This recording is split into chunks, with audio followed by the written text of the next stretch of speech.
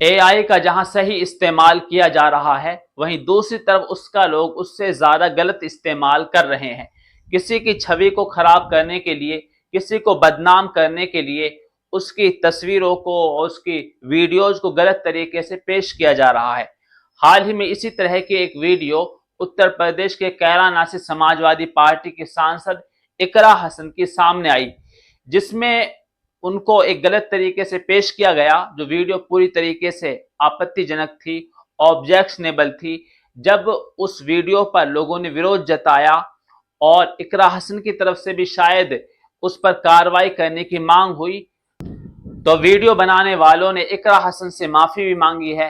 बिरादरी की तरफ से मैं रजिया बानो, पहलवान और जिला अध्यक्ष नुह मेवात, इकरा बहन से माफी मांगते हैं हम लोग कि ये दो नादान बच्चे थे 12-13 साल के, इन्होंने उनके लिए वीडियो बनाई और एक ऐसी वीडियो बनाई जो हमारे समाज के लिए बहुत ही गलत संदेश उससे जा रहा था। ये बच्चे नादान हैं, इनको आप माफी दीजिए। पूरी बिरादरी की तरफ से मैं माफी मांगती हूँ। आम का गांव झिरका विधानसभा ये है और इस विधानसभा के ये बच्चे हैं। अब हमने इनको सुधारा भी है।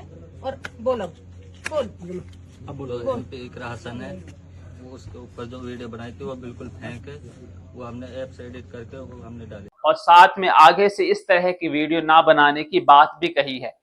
ये एआई वीडियो क्रिएट करने वाले मेवात के फिरोजपुर झिरका विधानसभा से थे, जिन्होंने ये वीडियो क्रिएट किया। उसके बाद अब खुद जो मेवात का जो समाज है, उन्होंने ही इस पर एक तरह से आपत्ति भी जताई और साथ में जो दो लड़के थे जिन्होंने वीडियो क्रिएट किया था, उनसे माफी मंगवाई और इकरा हसन को बाद में उन्होंने कॉल भी किया। बाजी मैं माफी मांगती हूँ आपसे पूरे समाज की तरफ से ना। जी बाजी, इनको मैंने अच्छे से मार भी लगाई है और उसके फादर भी उन्होंने भी उसको मार लगाई है लड़के को।